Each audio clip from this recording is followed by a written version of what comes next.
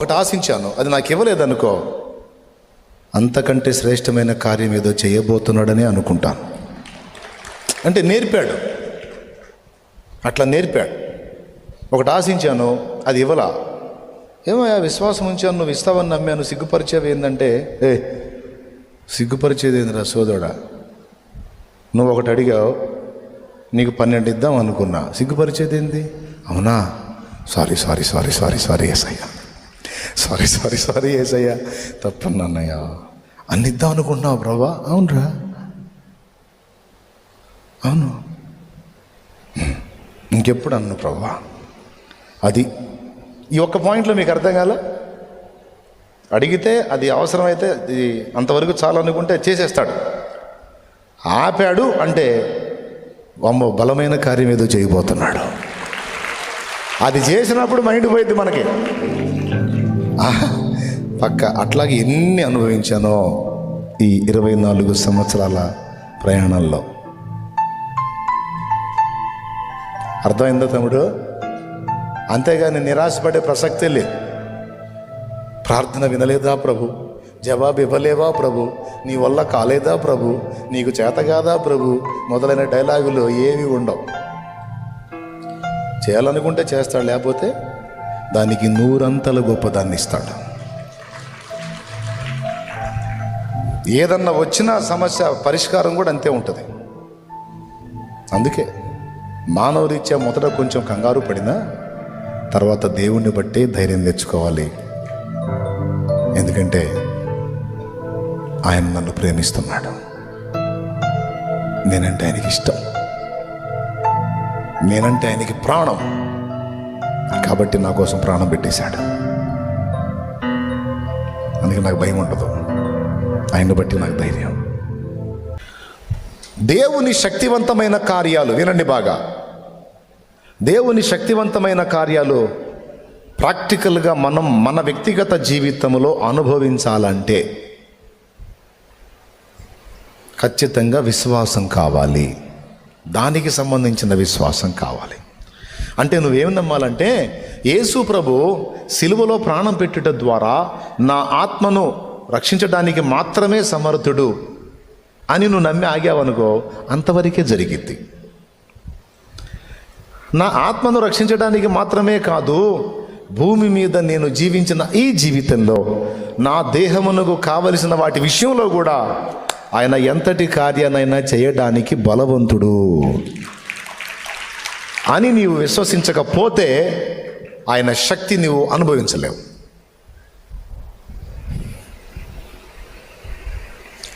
అది నువ్వు విశ్వసించాలి. ఇది లేఖనంలో ఏం చెప్పాడంటే దేవుని కార్యములు స్వతంత్రించుకొనుటకు కావలసిన విశ్వాసం. ఆమెకి 12 ఏళ్ల జబ్బు, రక్తస్రావం. ఇప్పట్లో డాక్టర్లు చూపిస్తే 12 ఏళ్ల నుంచి ఈ సమస్య ఉంది, ఏమమ్మా క్యాన్సర్ అమ్మా, అదే ఆ గర్భసంచి క్యాన్సర్ వచ్చినట్టుంది నీకు అని చెప్తారు డాక్టర్. సింపుల్గా చెప్పాలంటే ఆమెకి క్యాన్సర్ అనుకోండి. 12 ఏళ్ల నుంచి ఆ సమస్యతో బాధపడుతుంది. అయితే యేసు ప్రభుని గురించి వింది.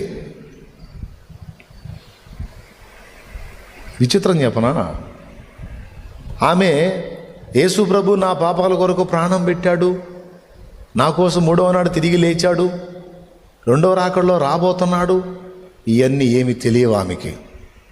ఎందుకనగా ఇంకా ప్రభు సిలువ ఎక్కలా. ప్రభు సిలువ ఎక్కల, ఆమె ముందే ఉన్నాడు. సిలువ ఎక్కాడు, సిలువ ఎక్కి ప్రాణం పెట్టి తిరిగి లేచి అపోస్తలులు ప్రకటించినప్పుడు విన్న వాళ్ళకి అవన్నీ ఇంకా ఏం జరగల. మరి ఇప్పుడు ఆమె ఆత్మరక్షణ సంగతి ఏంది? అది సెకండ్. కానీ ఆమె ఇంకా బాప్తిస్మం పొందక మునుపే, గమనించండి, ఆమె ఇంకా బాప్తిస్మం కూడా పొందక మునుపే ఆమె వినుట ద్వారా యేసు ప్రభు అధికారం గలవాడు. ఆయన పలికితే స్వస్థత వస్తుంది, ఆయన తాకితే స్వస్థత వస్తుంది.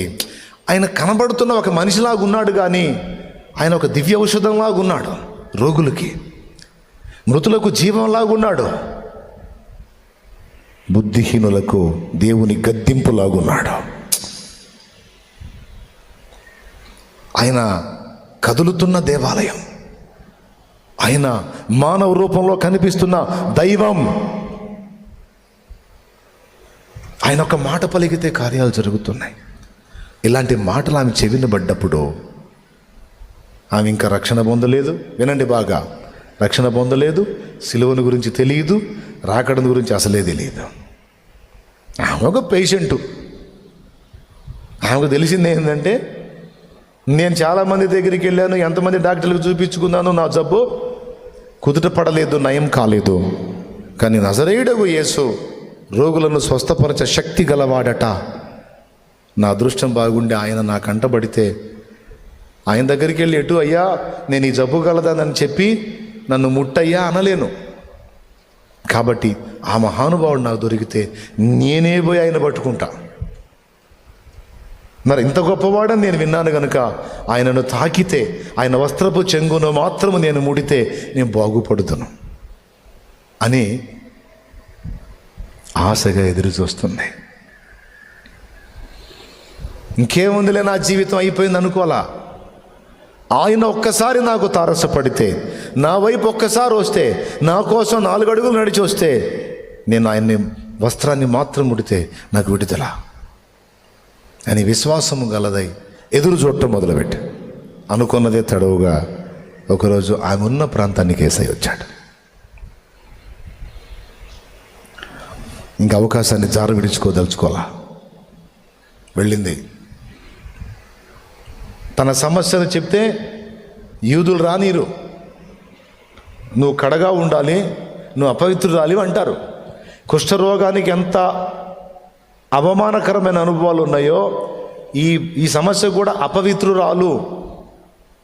కుష్ఠరోగి అపవిత్రుడు, ఈమె కూడా అపవిత్రురాలు. దేన్ని బట్టి? ఆ జబ్బును బట్టి, ఆ సమస్యను బట్టి. కడగానున్న స్త్రీ అపవిత్రాలుగా ఉంటుందన్నాడు కదా, అందుకని యూదులు ముట్టనివ్వరు. పొరపాటున శిష్యుల ముందు, అయ్యా నాకు ఈ జబ్బు అంటే, ఏమ్మా బుద్ధుందా లేదా, మా దగ్గరికి వచ్చేవేంది, మాలో కలిసేది బగబా అంటారు. అందుకే ఎవ్వరికి వద్దో, నాకున్నదేదో నా మనసులో నాకుంది నా సమస్య గురించి, అలాగే దేవుని శక్తిని గురించి నాకున్న విశ్వాసం ఏదో నా మనసులో ఉంది, నేను పోయి ఆయన వస్త్రాన్ని మాత్రం ముడతానని ఆ జనాల్లో సందు చేసుకొని వెళ్ళి ఆయన వస్త్రపు చెంగుని అలా పట్టుకుంది. అంతే. 12 సంవత్సరాలు శోధించబడుతున్న రోగం ఆ రోజు ఆమెను విడిచిపోయింది. గొప్ప స్వస్థత ఆమెకు స్పష్టంగా అర్థమైపోయింది. ఆ జబ్బు ఆ క్షణములో, ఆయన వస్త్రపు చెంగు ముట్టిన క్షణములో ఆ రోగము ఆమెను వదిలిపోవటం, ఆమె బాగుపడటం ఆమెకు అర్థమైంది.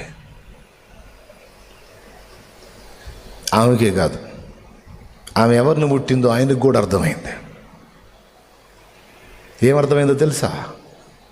ప్రభావము ఆయనలో నుండి, ప్రభావము అన్న దగ్గర శక్తి అని రాసుకో, శక్తి అని రాసుకో. యేసు ప్రభు ఎంత షార్పో తెలుసా? తనకు శక్తి ఏ స్థాయిలో నింపబడిందో తెలుసు, ఎక్కడ ఖర్చు అయిందో తెలుసు. మనకు అసలు శక్తి ఉందో లేదో కూడా తెలియదు. మనకేం లేకపోయినా ఉన్నట్టే ఫీలింగ్ ఇచ్చి నడుస్తున్నాం మనం. శక్తితో నింపబడటం, ఆ శక్తి ఖర్చు అయిపోవటం, ఆ వెలితి కూడా గుర్తుపట్టాడు ఆయన. ఆగాడు. అది ఎలాంటిదంటే, సొమ్ము సంచి నడుముకి ఈ పక్క ఒకటి, ఆ పక్క ఒకటి, ఈ చేతిలో 2, 4 సొమ్ము సంచులు పట్టుకొని నడుస్తున్న ఒక వ్యక్తికి ఎవరన్నా వచ్చి ఓ పక్క ఉన్న సొమ్ము సంచిని తీసేశారనుకో, ఇక 3 అర్థమైందిగా. అంటే మీకు అర్థం కావటానికి అలా పోల్చాను. ఇదేంది 3 ఉన్నాయి, ఇంకొకటి మిస్ అయింది, ఎవరు తీశారన్నట్టు ఠక్కుమని ఆగాడు. ఈమెకేమో స్వస్థత వచ్చింది, ఆయనకేమో ఆ శక్తి ఆమె లాక్కుందన్న సంగతి అర్థమైంది, ఆమె బాగుపడిందని అర్థమైంది. ఇప్పుడు ఆమె సాక్ష్యం రావాలిగా ముందుకి, నన్ను ముట్టినది ఎవరు అన్నాడు. ఏం ప్రశ్న? బాయ్ నన్ను ముట్టింది ఎవరు అన్నాడు. వాళ్ళు వింతగా చూశారు ఆయనకి వెళ్ళి. బోధకుడికి ఏమన్నా ఏమైంది? బోధకుడికి నన్ను ముట్టింది ఎవరు? జనములు ఎగిసి ఆయన మీద పడుచుండగా, మేము ఆయన చుట్టూ ఉండి ఆయనను తాకుతుండగా నన్ను ముట్టినది ఎవరు అంటాడేమిటి అని వాళ్ళు వింతగా చూస్తున్నారు. ప్రభువా, జనములు ఎగసి నీ మీద పడుచుండగా నన్ను ముట్టినది ఎవరు నీవేలా అడుగుచున్నావు అంటే, ఈ జనాలు పైన పట్టడం, మీరు వచ్చి నన్ను తగలటం ఇవన్నీ వేరమ్మా. కానీ ఒక పర్సన్ ఉంది, ఆ పర్సన్ నన్ను ఎలా ముట్టిందంటే నాలో ఉన్న శక్తిని స్వతంత్రించుకున్నట్లు ముట్టింది.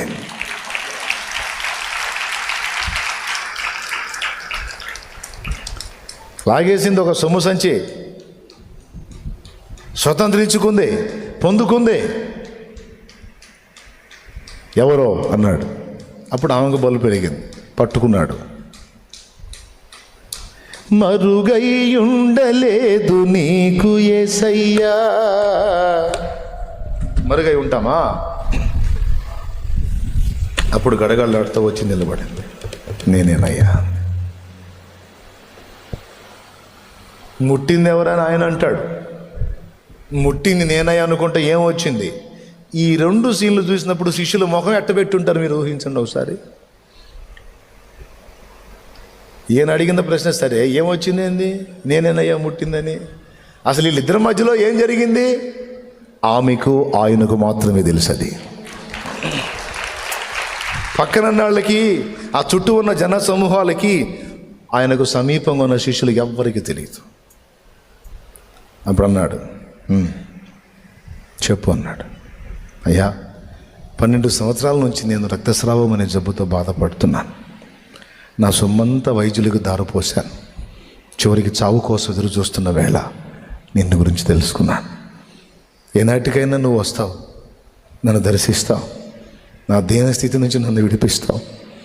ఈ దుర్గంధభరితమైన జీవితం, ఈ అపవిత్రమైన జీవితం, ఈ శాపగ్రస్తమైన జీవితం, ఎవరికి ఈ బాధ చెప్పుకోలేని జీవితం, కన్నీళ్ళే అన్నపానాలుగా బ్రతుకుతున్న జీవితం,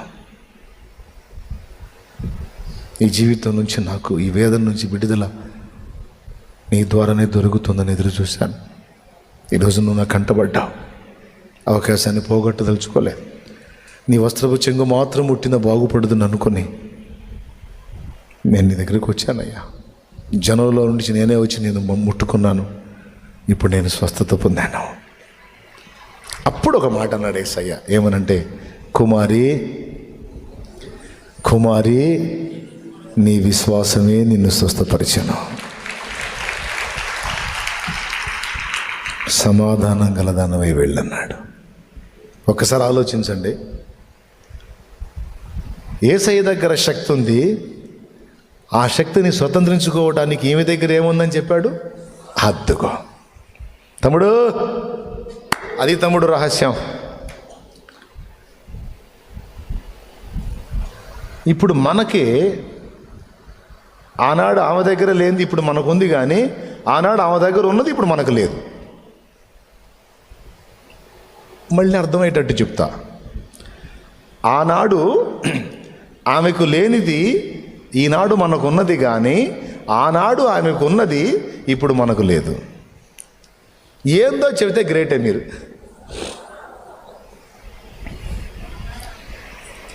ఆనాడు ఆమెకు లేనిది ఏంటంటే యేసు సిలువ మరణ పునరుద్ధానాలను కూర్చున్నటువంటి సువార్త.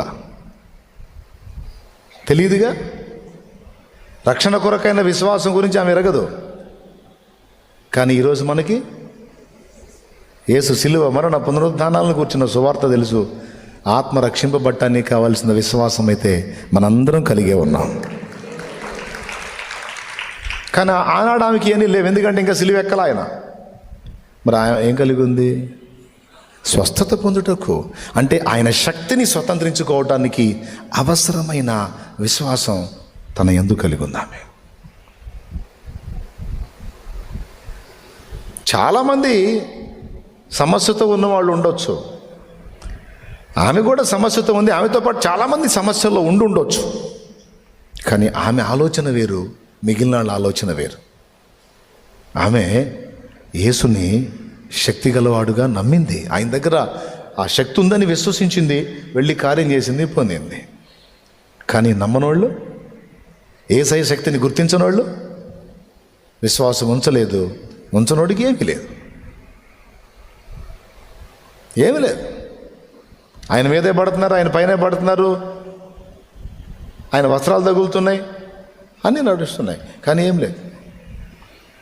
కానీ ఆయన శక్తిని గుర్తుపట్టి ఆయన స్పర్శిస్తే నేను బాగుపడతాననే విశ్వాసం ఉంచింది చూడు, ఆయన దగ్గర నుంచి ఆ ప్రభావాన్ని లాక్కుంది.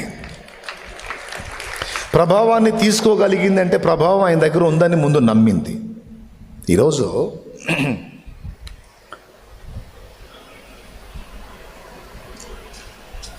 ఈ ఖర్చీపు మీకు ఇద్దాం అనుకుంటున్నాను. తెల్ల ఖర్చీపు బాగుందా? బాగుందా? తెల్లగా ఉందండి, బాగుంది కదా. నా జేబులో పెట్టుకుంటాను, కావాలంటే తీసుకోండి అని నేను అన్నాను. కళ్ళు లేనివాడు దీన్ని చూడగలడా? చెవులు లేనివాడు నేను చెప్పిన మాట వినగలడా? మరి వాళ్ళిద్దరికీ ఇది దొరికిద్దా? దొరకదా? దొరకదు. అలాగా నా దగ్గర లేదా? నా వెనక యేసయ్య ఫేస్ వేసి ఉంది, ఆర్ట్ ఎంత బాగుందో కదా, ఉందా లేదా ఆర్ట్? మరి కళ్ళు లేనివాడికి, వానికి కనపడినంత మాత్రం లేదా? తమ్ముడు ఏమైనా అర్థమవుతుందని చెప్పేది? కళ్ళు లేని వాడికి కనపడినంత మాత్రాన వెనక యేసయ్య ఆర్ట్ లేదా? ఉంటే మరి కళ్ళు లేనివాడికి ఉందా? మరి ఎవరికి ఉంది? కళ్ళు ఉన్నోడికి ఉంది. విశ్వాస నేత్రములు కలిగిన వాడికి దేవుడు బలహీనుడుగా కనపడ్డు, బలవంతుడుగా కనపడతాడు, శక్తివంతుడుగా కనపడతాడు, సార్వభౌముడుగా కనపడతాడు, ఏదైనా చేయగలవాడుగా కనపడతాడు, ఏదైనా సాధించగలవాడుగా కనపడతాడు, ఏదైనా చేసి పెట్టగలవాడుగా. విశ్వాసం గలవాడికి, విశ్వాసం లేనివాడికి సిలువ మీద నుంచి ఆయన రక్షించుకోలేదు, నన్నే రక్షిస్తాడులే అనుకుంటాడు కదా. విశ్వాసం లేనివాడు. విశ్వాసం గలవాడు సిలువ మీద నుంచి తను కాపాడుకోవడానికి కాదురా, సిలువలో అనేకుల ప్రాణ విమోచన క్రయధనం చెల్లించడానికి వచ్చాడో, అనేకుల కొరకు తన ప్రాణమును పణంగా పెట్టడానికి వచ్చాడో, చంపబడ్డాడో, సమాధి చేయబడ్డాడో, మూడవ నాడు తిరిగి లేచాడు.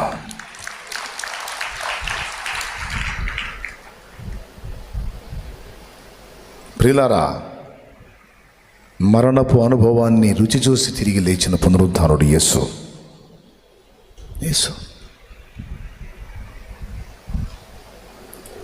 కానీ ఈరోజు ఇక్కడున్న అందరితో చెప్తున్నా, ఈ శుక్రవారం పాపం చాలా బాధల్లో తిండి మానుకొని మరి మీలో కొంతమంది వచ్చి ఉండొచ్చు, కొంతమంది తినొచ్చి ఉండొచ్చు. కానీ ఒక మాట చెప్పనివ్వండి, మీలో ఒక విశ్వాసాన్ని కలిగి ఉన్నారు, రక్షణ కొరకైన విశ్వాసాన్ని.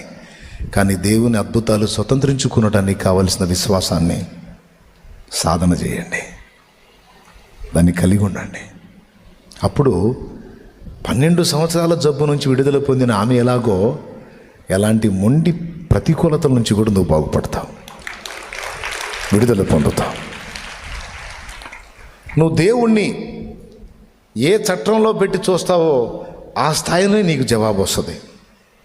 నువ్వు దేవుణ్ణి సర్వశక్తుడిగా చూసావనుకో, నీ ఎడల జరిగే కార్యాలు కూడా అలానే ఉంటాయి. దేవుడు ఏం చేస్తాడో బా, ఇది కష్టమే అంటే, అవును కష్టమే అంటాడు. ఆయన్ని నువ్వు పరిమితి చేయగలవు, గుర్తుపెట్టుకో.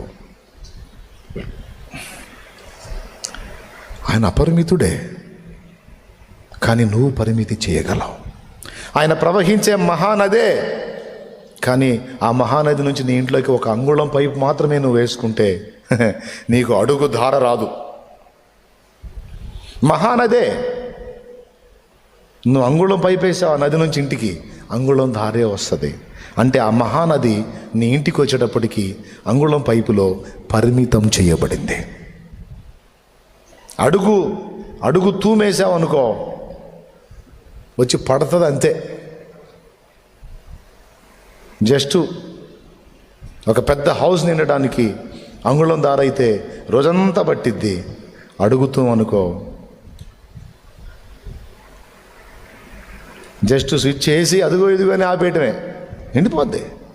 అదే 2 అడుగులు తూమైతే, 4 అడుగులు తూమైతే అందులో ఈత కూడా కొట్టొచ్చు నువ్వు. విశ్వాసం అందరిది ఒకే రకంగా లేదమ్మా. కొంతమంది కొన్నిటికే దేవుడు అని తమ విశ్వాసాన్ని పరిమితం చేసుకున్నారు.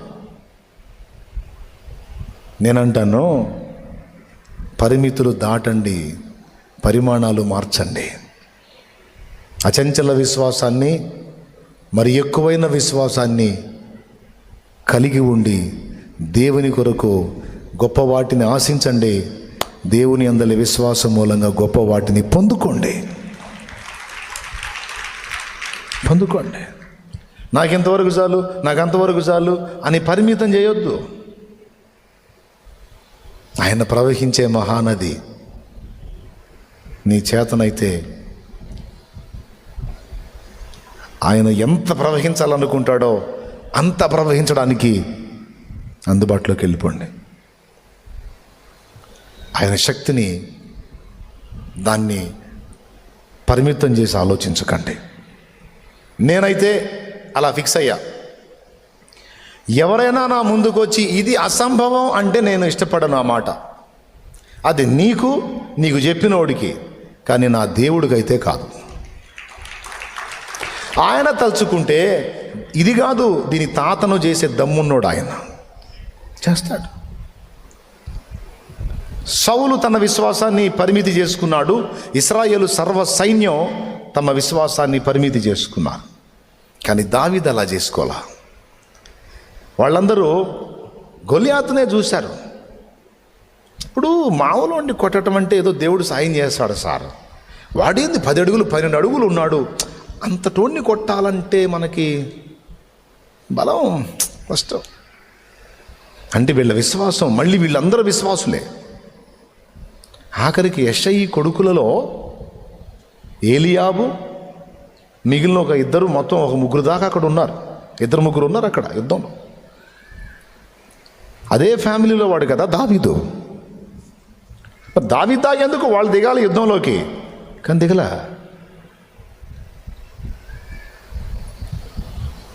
అంటే వాళ్ళ విశ్వాసాన్ని పరిమితి చేసుకున్నారు. దేవుడికి వాళ్ళు ప్రార్థన చేస్తారు, దేవుడికి వాళ్ళు స్తోత్రం చేస్తారు, కానీ ఆ దేవుడు తోడై ఉండి ఈ గొలియాతుని కూలగొట్టడానికి దేవుని పక్షంగా మనం వెళితే మనకు దేవుడు విజయం సిద్ధింప చేస్తాడు అనే విశ్వాసం మాత్రం వాళ్ళకి లేదు.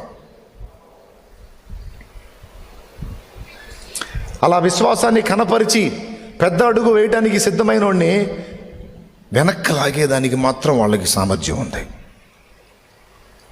దేవుని వైపు చూస్తూ దేవుని బట్టి అడుగులు ముందుకు వేయడానికి ఇష్టపడిన వాడిని పగ్గాలేసి వెనక్కి లాగటంలో పనుళ్ళు అన్నమాట.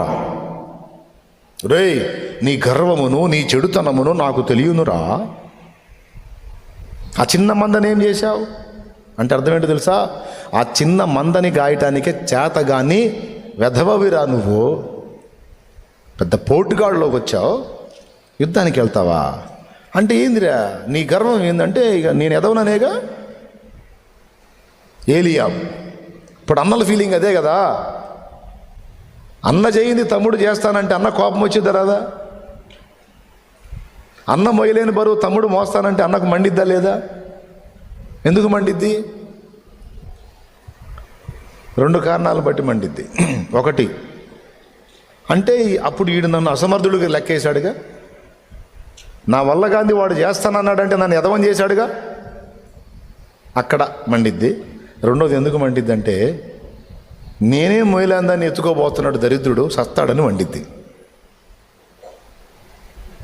ఏమన్నా అర్థమైందయ్యా? పాపం అట్లా పెద్దవాడికి మండి ఏమిరా నీ గర్వం? దావీదు అన్నది ఏం తెలుసా? గర్వం కాదురా నీ అవిశ్వాసం. దావీదు విశ్వాసానికి ఏలియా పెట్టిన పేరు గర్వం. కానీ దావీదు గుండెల్లో గర్వం ఉందో విశ్వాసం ఉందో దావీదుకి తెలుసు. ఏం ఎదురు చెప్పాలా? ఎందుకు వానితో వాదన? విశ్వాసం లేనోడితో నా దగ్గర ఉంది, ఏదో నా దగ్గర ఉంది అని మళ్ళీ ఇంకొకడిని కదిలిచ్చాడు పోయి. విశ్వాసం గల్లవాడు ఆగడు అంతే. దేవుని శక్తిని తక్కువ అంచనా వేయటం అంటే వాడి వల్ల కాదు. వాడు దాన్ని జీర్ణించుకోలేడు.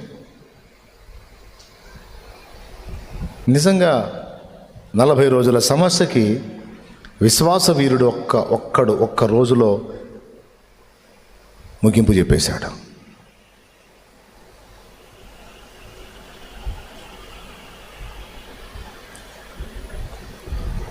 ఇక్కడ వాచ్ తీసేశారు.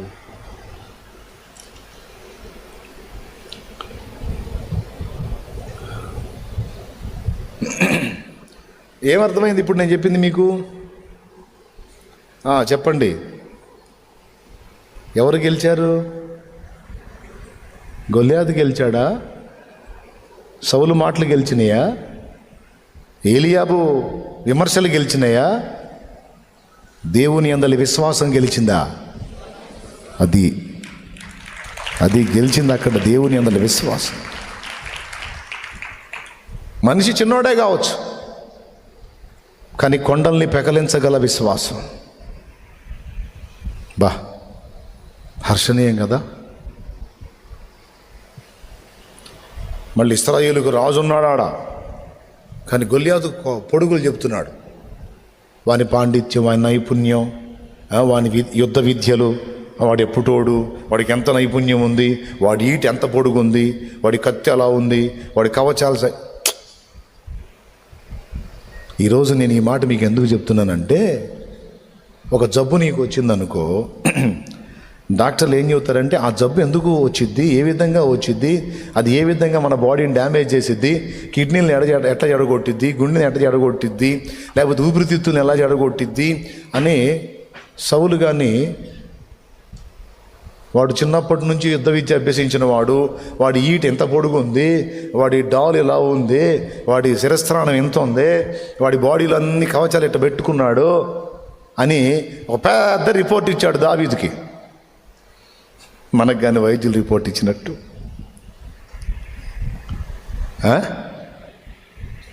రోగాలు ఒక్కటేనా? ఇంకా బోల్డ్ అన్ని సమస్యలు ఉన్నాయి. ఏ విధమైన రిపోర్ట్లు అయినా కావచ్చు. దావీదు అంటాడు, వాడి ఈట ఎంత ఉంటే నాకెందుకు, డాల్ ఎంత ఉంటే నాకెందుకు, కవచాలు వేసుకుంటే నాకెందుకు, వేసుకోపోతే నాకెందుకు, వాడు చిన్నప్పటి నుంచి పనోడైతే నాకెందుకు, వాడు ముసలప్పటి నుంచి పనోడైతే నాకెందుకు, వాడు ఎప్పుడోడైతే నాకెందుకు, ఎంత పొడుగుంటే నాకెందుకు, వాడు ఎంతటి వాడైనా ఒక్కటి నేను ఎరుగుదును, నా దేవుని కంటే వాడు బలవంతుడైతే కాదు, నా దేవుని కంటే వాడు శక్తి గలవాడైతే కాదు.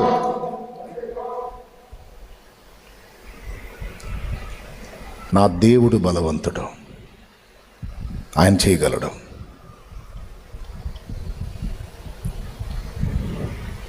ఇప్పుడు వాళ్ళు ఎంతటి వాళ్ళు అయితే నాకెందుకు, ఆ సమయం వచ్చినప్పుడు ఒక తగులుతాడు, వచ్చి అప్పచెప్పి వెళ్తారు యేసునామంలో.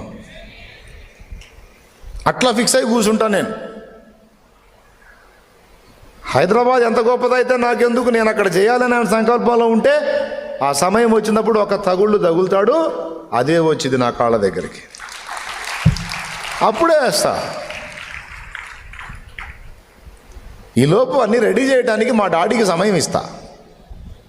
ఆవేశపడి వస్త్రములు చించుకొనను, నింపాదిగా కూర్చొని స్తోత్రిస్తా. ఎంతమందికి అర్థమైందో ఏమో మరి. హల్లెలూయా.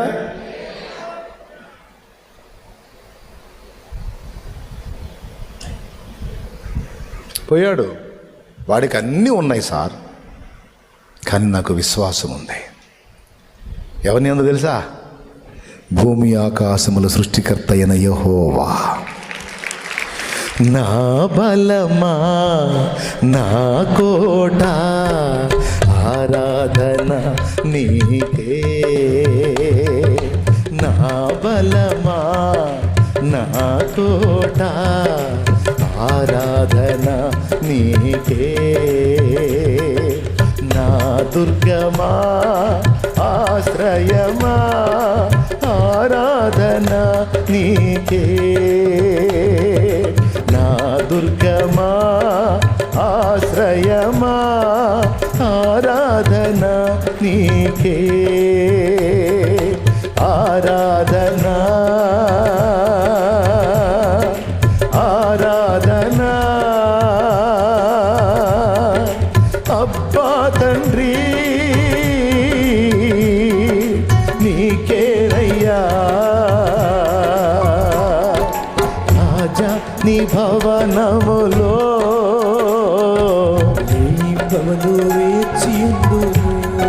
సర్వశక్తి గల దేవుడు నా దేవుడు. నాకు విశ్వాసం ఉంది సార్. నా దేవుడైన యెహోవా పేరిట ఇదిగో నేను నీ మీదికి వస్తున్నాను. నీవు ఈటే కత్తియు బల్లెమును డాలును ధరించి వస్తున్నావు నా దగ్గరికి, నా మీదికి. నేను ఏ ఆయుధాలు కాదు, నా ఆయుధం నా దేవుడే. చూడండి ఆ వచనం యాజ్రీస్గా చూడండి ఒకసారి. నేను ఎలా వస్తున్నానో చెప్తున్నాడు. యెహోవా పేరిట నేను వస్తున్నాను అన్నాడు. చూడు సమూయేలు, మొదటి సమూయేలు 17:45 అంట. చూడండి ఒకసారి. దావీదు, నీవు కత్తియు ఈటయు బల్లెమును ధరించుకుని నా మీదకి వచ్చుచున్నావు. అయితే నీవు తిరస్కరించిన ఇశ్రాయేలీయుల సైన్యములకు అధిపతియగు యెహోవా పేరిట నేను నీ మీదకి వచ్చుచున్నాను. 3 ఆయుధాలు, కత్తియు ఈటయు బల్లెమును ధరించుకొని నువ్వు వస్తున్నావు. నేను నా దేవుడైన యెహోవా పేరిట నీ మీదకి వస్తున్నాను అంటే ఏం చెప్తున్నాడు తెలుసా? అవతల ఆయుధాల గురించి మాట్లాడి, నాకున్న ఆయుధం నా దేవుడేరా. దేవుని యందలి విశ్వాసమే నా ఆయుధం. దేవుడే నా ఆయుధం, దేవుడే నా కేడం, నా కొండ, నా కోట, నా దుర్గము, నా శైలము, నా ఈటె, నా బల్లెము, నా బాణము, నా ఖడ్గము, నా సమస్తము. నాకున్న ఒకే ఒక ఆయుధం నా దేవుడే. నా దేవుని చేత నేను ఘనకార్యములకు పూనుకొని జయం పొందగలను నా దేవుని ద్వారా. చివరికి ఏం జరిగిందో మీకు తెలుసు. అన్నీ ధరించుకొని వచ్చినోడు ఊరక తెచ్చాడు. ఒక కత్తి ఉందా దావీదు దగ్గర? ఈటు ఉందా? బరిసు ఉందా? బల్లెం ఉందా? బాణం ఉందా? డాలు ఉందా? ఏం లేదు. చేతి కర్ర. గొర్రెల దొడ్డి నుంచి ఏ గెటప్పుతో వచ్చాడో, గొర్రెల దొడ్డి నుంచి ఏ గెటప్తో వచ్చాడో అదే గెటప్తో వాడి ముందుకెళ్ళాడు. ఏమయ్యా ఆయుధం తీసుకెళ్ళి నాదన్న అన్నాడు సౌలు. వద్దు సార్, వద్దు సార్. ఏ ఆయుధాలు లేకుండా సింహపు నోరు చీల్చడానికి దేవుడు నాకు శక్తినిచ్చాడు. ఏ ఆయుధము లేకుండా ఎలుగుబంటిని చీల్చడానికి శక్తినిచ్చాడు. ఏ ఆయుధం లేకుండా వీడిని కూడా మట్టి కనిపించడానికి నాకు దేవుడే శక్తిని ఇస్తాడా? నాకు అవసరం లేదు. పోయి సాధించుకొచ్చాడు. దారుణం ఏంటంటే, దేవా ఆయుధం ఎట్లా నాయనా అని ఒకవేళ మనసులో దావీదు అడిగితే దేవుడు ఏం చెప్పుకుంటాడు తెలుసా? ఆయుధం వాడే తెస్తున్నాడు కదరా, నీకెందుకురా దాన్ని మోసే చాకిరి? పాపం బిడ్డ వాడే తెస్తున్నాడు ఆయుధం. గుర్తుపెట్టుకో, నిన్ను పడద్రోయాలనుకునే వాళ్ళే నీకు ఆయుధాన్ని ఇస్తారు. నిన్ను దెబ్బ కొట్టాలనుకున్న వాళ్ళే నీకు దారేస్తారు. నిన్ను నాశనం చేయాలనుకున్న వాళ్ళే నీ గురించి ఫ్రీ పబ్లిసిటీ చేస్తారు. దేవునికి స్తోత్రం కలుగును గాక. అట్లా చేస్తాడు ఆయన పనులు. అంతే ఉంటాయి. మనమేం పెద్ద రిస్కులు చేయాల్సిన అవసరంలా. మనల్ని ఎవడు నాశనం చేయాలనుకున్నాడో వాడి వైపు నుంచి మనకు పని అయ్యేటట్టు. ఇప్పుడు మళ్ళీ కత్తి మోసే పరిస్థితి ఏముంది? శుభ్రంగా వాడే కత్తి తెచ్చుకున్నాడు. కావాల్సిందే వాడే తెచ్చుకున్నాడు. అడ్డం పెట్టుకోవాల్సిందేమో పక్కోడికి ఇచ్చాడు. ఏంటిది? డాలు పళ్ళెలాగుంటుంది అది కదా వాడి చేతిలో పెట్టుకోవాలి. అంటే ఉండటానికి అంత పొడుగున్నాడు. కానీ ఒకవేళ అది ఏదన్నా సురుగ్గా ఉన్నా ఆయన దాన్ని మొద్దుబార చేసే శక్తి గలవాడు. అందుకే వాళ్ళు ఏం చేస్తారో వాళ్ళకే తెలియకుండా వాళ్ళ చేత చేయించి మనకు ఆయుధాలు అప్పచెప్పి ఆ ఆయుధంతో వాడినే పచ్చడి కింద కొట్టేటట్టు చేస్తాడు. నువ్వేం కంగారు పడాల్సిన అవసరం లేదు. గంధరం నువ్వు ఒక్కటే ఆయన నామములో పో, ఆయన నామములో పో, ఆయన యందు విశ్వాసంతో పో. నీ సమస్య నీకు ఒక ఆశీర్వాదంగా మారింది. నీ శత్రువు ఖడ్గమే నీ చేతి ఆయుధంగా మారింది. నీ ఓటమే నీకు ఒక అద్భుత పాఠమై గొప్ప గెలుపుగా మారింది. అంతే, అట్లా అట్లా తిప్పేస్తాడు ఆయన. ఆయన చేయగలుగుతాడు ఆ కార్యం. నేను చెప్పింది లేఖనమా ఒట్టి మాటలా? చెప్పండి. దావీదు కత్తి ఎవరు ఇచ్చారు? గొల్యాతేగా. ఆ కత్తి తీసుకొని దావీదుని చంపాలని వచ్చాడు. చక్కగా వచ్చి అప్పచెప్పి వేసేనని వేసే అన్నట్టు అయిపోలా.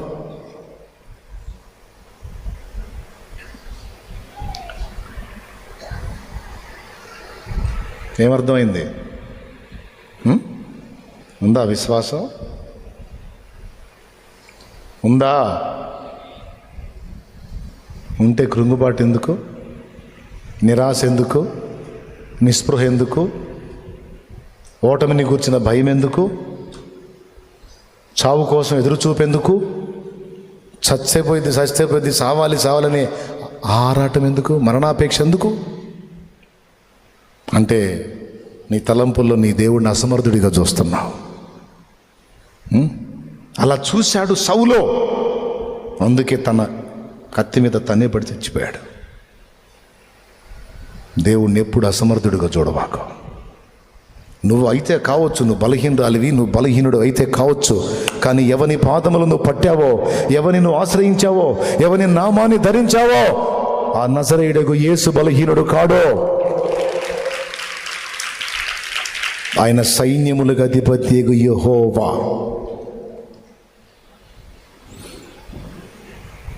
కానాను యాత్రలో యోర్దాను అలలచే కలత చెంది తినే కాపరివైన నీవు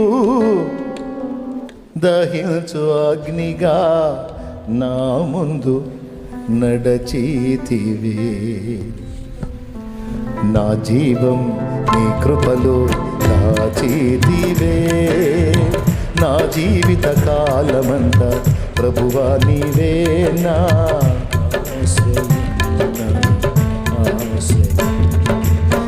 జీవం నీ కృపలో దాచితివే. ఐగుప్తు విడచిన ఎర్ర సముద్రము అడ్డురానే వచ్చెనే. ఐగుప్తు విడచిన ఎర్ర సముద్రము అడ్డురానే వచ్చెనే. నీ బాహుబలమే నన్ను దాటించి శత్రువునే కూల్చెనే.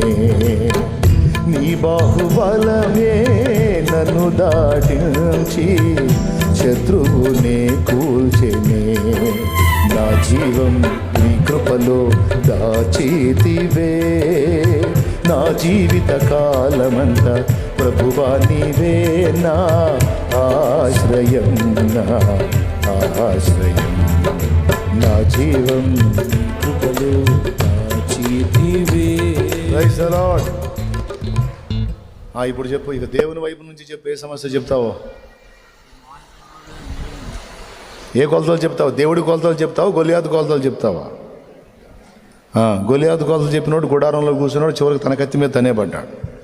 కానీ దేవుని కొలతలు చూసినోడు ఈరోజు కూడా చరిత్ర పుటల్లో సూపర్గా నిలిచున్నాడు. కాబట్టి సాధన చేయండి, విశ్వాసాన్ని సాధన చేయండి, ప్రాక్టీస్ చేయండి, నేర్చుకోండి. విశ్వాసం గలవారే బ్రతకడం నేర్చుకోండి. విశ్వాసముతో చూడటం నేర్చుకోండి. విశ్వాసంతో నడవటం నేర్చుకోండి. విశ్వాసంతో మాట్లాడటం నేర్చుకోండి. విశ్వాసంతో దేవుడు చెప్పిన విధంగా ప్రయత్నం చేయటం నేర్చుకోండి. అయితే ఇక్కడ ఇంకొక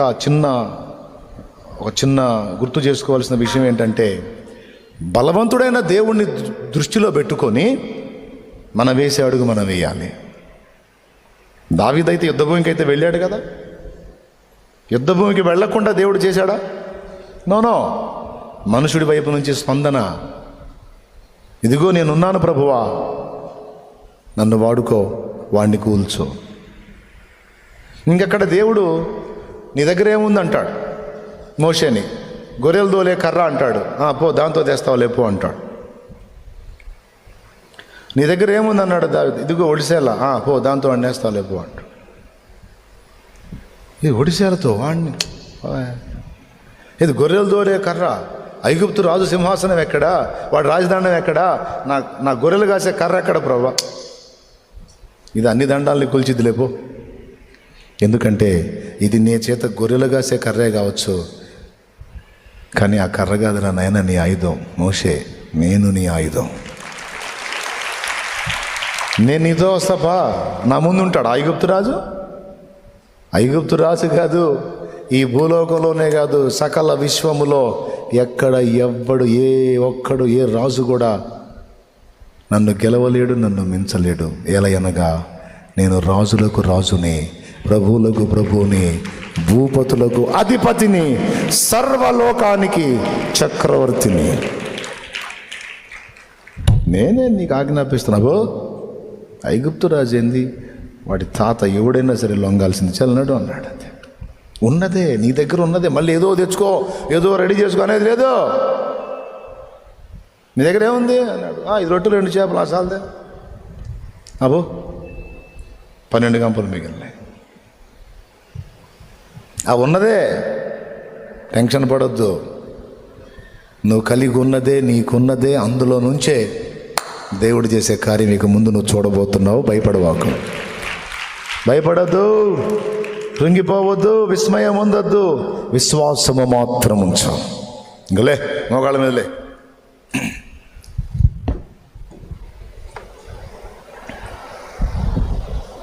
నేర్చుకుందాం, విశ్వాసముతో చూడటం నేర్చుకుందాం. దేవుని కొలతలను గుర్తుపడతాం.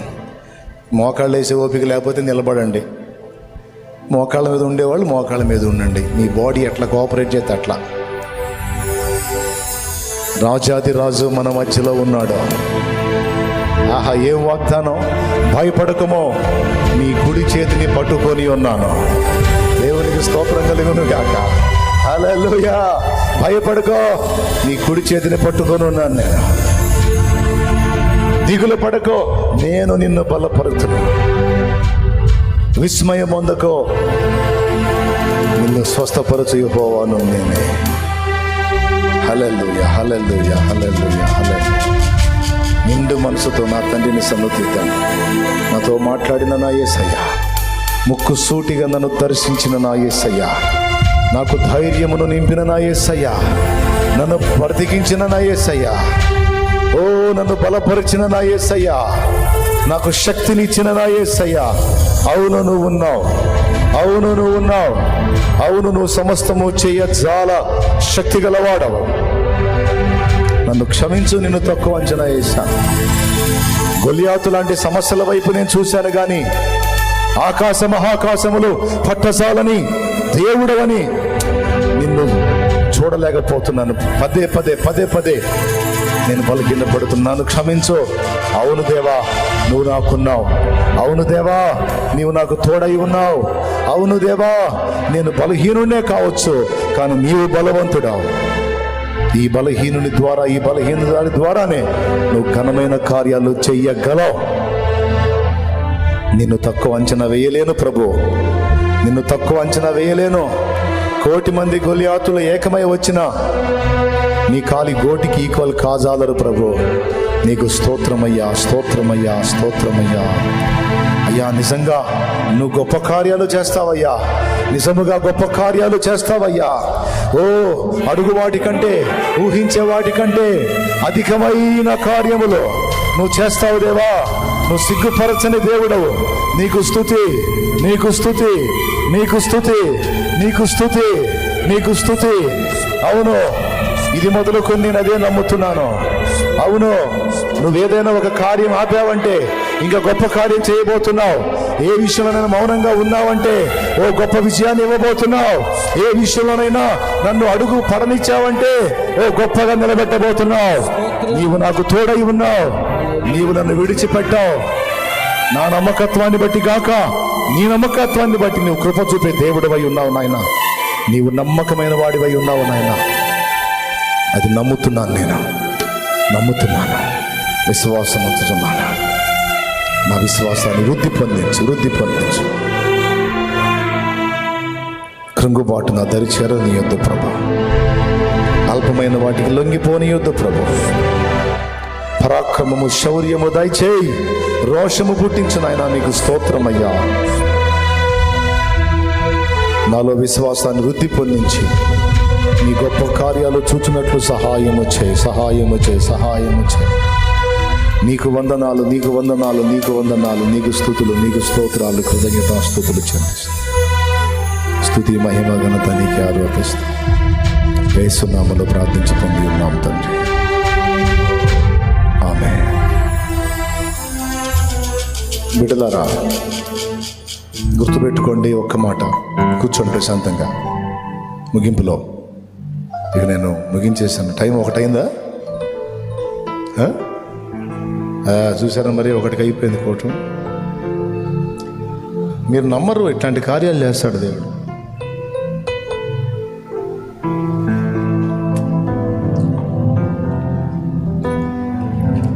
నేను నేర్చుకున్నది ఇన్ని సంవత్సరాల ప్రయాణంలో నా యేసయ్య నాకు నేర్పింది, ఆయన్ని గొప్పగా ఊహించుకోవటం కాదు, ఆయన్ని గొప్పగా ఆలోచించుకోవటం.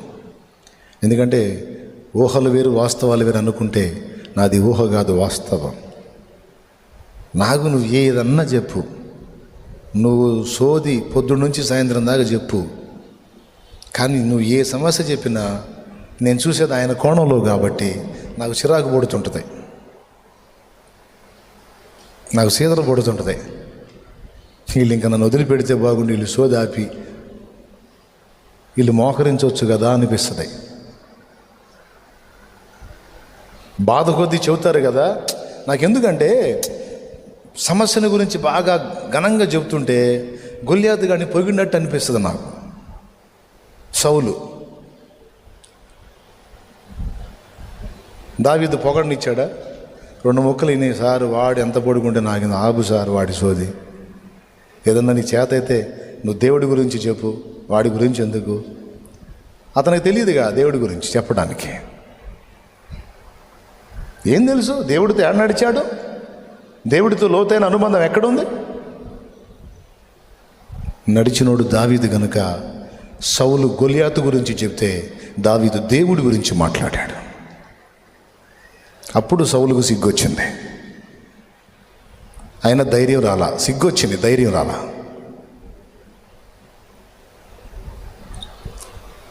ఇప్పుడు ఏదైనా సరే ఎగ్జాంపుల్గా చెప్తున్నా, ఒకటి ఆశించాను, అది నాకు ఇవ్వలేదనుకో, అంతకంటే శ్రేష్టమైన కార్యం ఏదో చేయబోతున్నాడని అనుకుంటాను.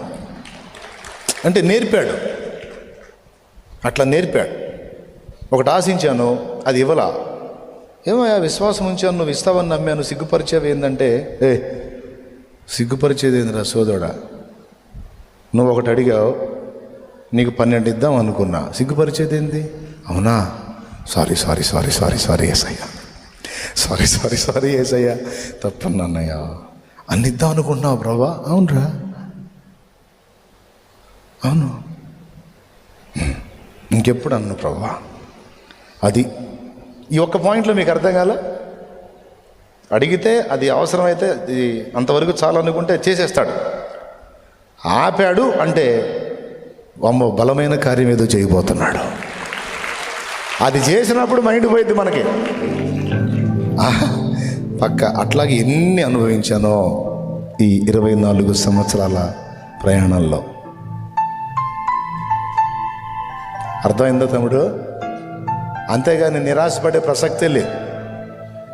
ప్రార్థన వినలేదా ప్రభు, జవాబు ఇవ్వలేవా ప్రభు, నీ వల్ల కాలేదా ప్రభు, నీకు చేత కాదా ప్రభు మొదలైన డైలాగులు ఏవి ఉండవు. చేయాలనుకుంటే చేస్తాడు, లేకపోతే దానికి 100 అంతల గొప్పదాన్ని ఇస్తాడు. ఏదన్నా వచ్చినా సమస్య పరిష్కారం కూడా అంతే ఉంటుంది. అందుకే మానవరీత్యా మొదట కొంచెం కంగారు పడినా తర్వాత దేవుణ్ణి బట్టే ధైర్యం తెచ్చుకోవాలి. ఎందుకంటే ఆయన నన్ను ప్రేమిస్తున్నాడు. నేనంటే ఆయనకి ఇష్టం, నేనంటే ఆయనకి ప్రాణం. కాబట్టి నా కోసం ప్రాణం పెట్టేశాడు. అందుకే నాకు భయం ఉండదు, ఆయన్ని బట్టి నాకు ధైర్యం. మరి మీరేమంటారు?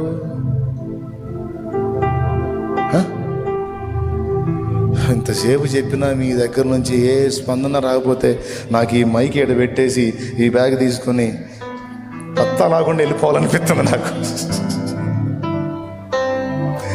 ఒక్క మొక్క చెబితే సంతోషంగా వెళ్తా కదా. చెప్పండి, మీకెలా ఉంది? అంతేనా? సమస్తాన్ని నీకు మేలుగా మారుస్తాడు.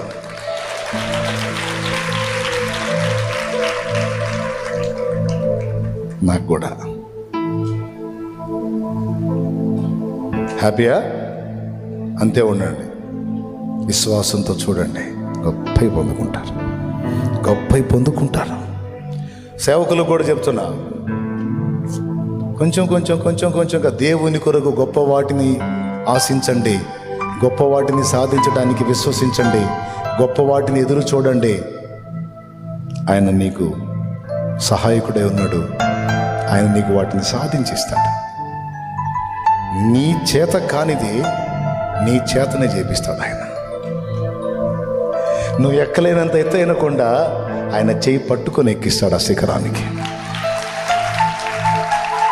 అది జరిగిన నాడు అప్పుడు అర్థమైంది నీకు.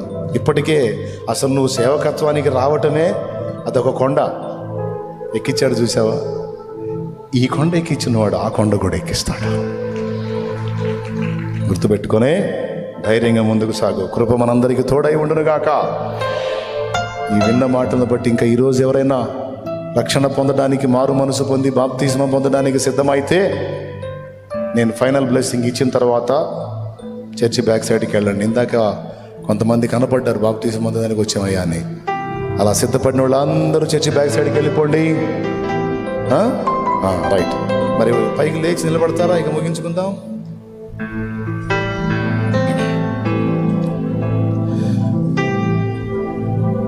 సియోనుకే నా ఓడ పయనం ఆగదు ఏ చోట,